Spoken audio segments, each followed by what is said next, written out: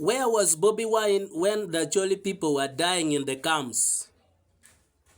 Where were the Baganda during the time of Kony's war? When Joseph Kony was killing us in Acholi, where were they? This is a very, very common comment that is being spread by propagandists in NRM to make sure people don't welcome NUP, to make sure people don't welcome the National Unity Platform. But as a person who slept in the bush in Muchwini, in Kitgum district, let me speak today and explain the mysteries, the politics that surround this statement. In the 25-year war of Joseph Kony in northern Uganda, especially in Acholi and Lao, the propaganda that the government was spreading was that we are killing ourselves. They never wanted the war of Kony to look as if it was a fight on their government. They said that was a civil war. And yet Kony himself said that he cannot cut the ears of his people. He cannot cut the ear, the nose, the mouth of his people. So who was now cutting the ears and mouth of the Acholi people?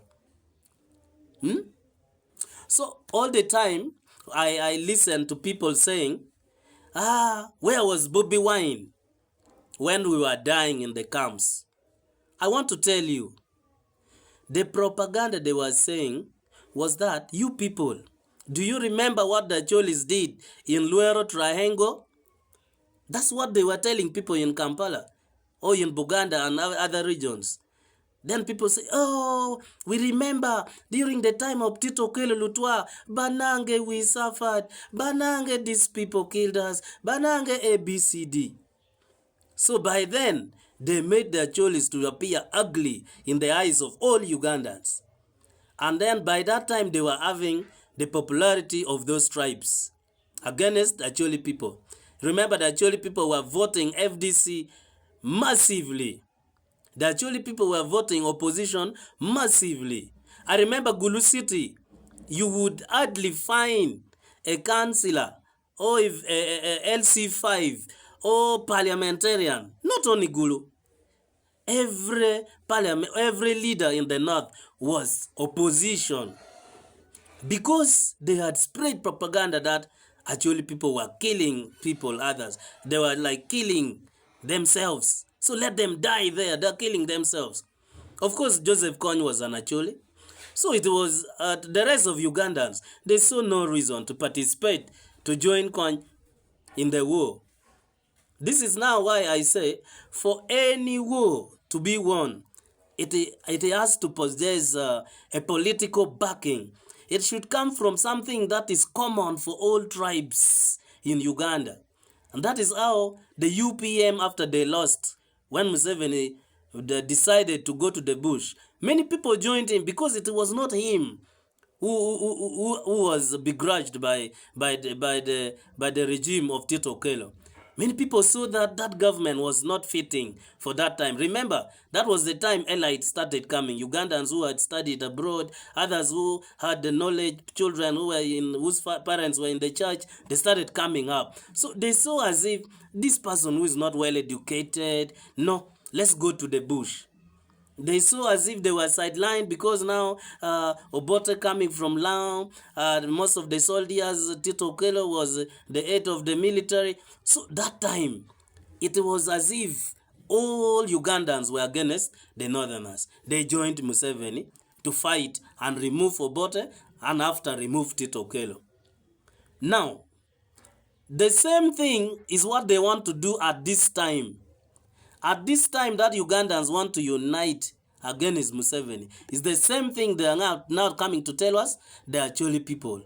You people, when you were dying in the camps, did the Baganda come here? Did they come to die with you? What did you expect? We were in camps. The northern was sealed off from every part of Uganda. Trade was cut off. They didn't even want our stories to be known. Okay? You see the way they are treating people in the camps, of Sudanese in the camps. Was it the same way they treated us? For us, we suffered. We suffered. You find your mother-in-law, the house is there. Your house is here. The daughter is your wife. That is why culture was eroded. So whenever we speak about this, we people who have at least had some knowledge in political science, we don't see with these eyes. We see with the mind's eye. Okay? We don't just see with our eyes. We see with the eye of the mind. And that is how we can handle. But if you're supposed to see things and listen to propagandists around, they will speak because they want to eat. And we can't blame them. We just blame now their future because it is dark. They're pushing their children because of survival. So I just want this video to go clearly to you people that if we are going to unite, we are going to win this dictatorship. Right now, the country has united themselves. Central is united. Eastern is united. It is now Northern to unite so that we remove this man once and for all.